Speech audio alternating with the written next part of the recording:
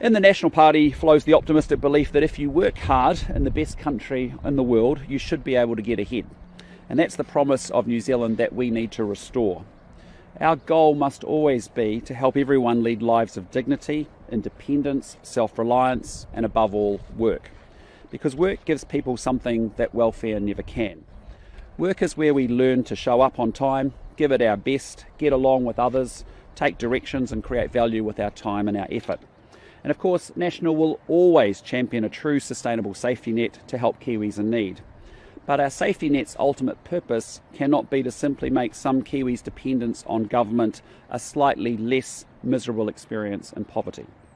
National does not want to see people who could be working trapped in welfare dependency. And that's why National will always insist on work as the central solution to poverty. It's actually the fair and compassionate thing to do.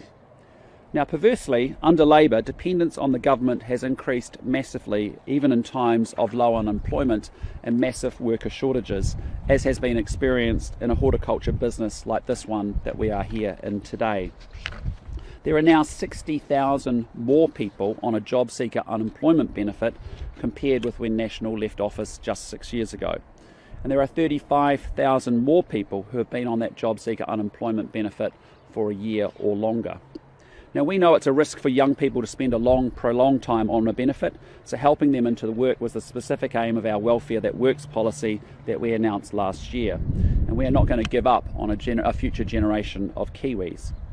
Today we're announcing a new traffic light system to make it crystal clear to those on the job seeker unemployment benefit, regardless of their age, that there will be consequences for failure to comply with the obligations and requirements on them.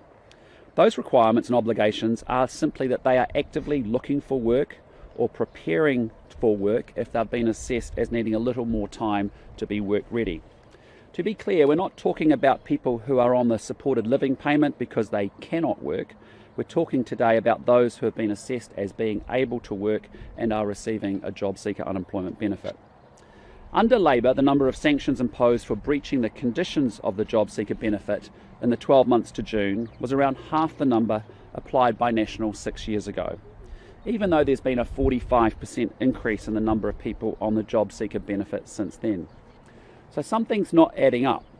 So we're going to make some changes to remind people that they have rights in New Zealand to help when they need it, but they also have responsibilities to their fellow taxpayers, citizens, to do everything they can to get on a pathway off welfare and into work.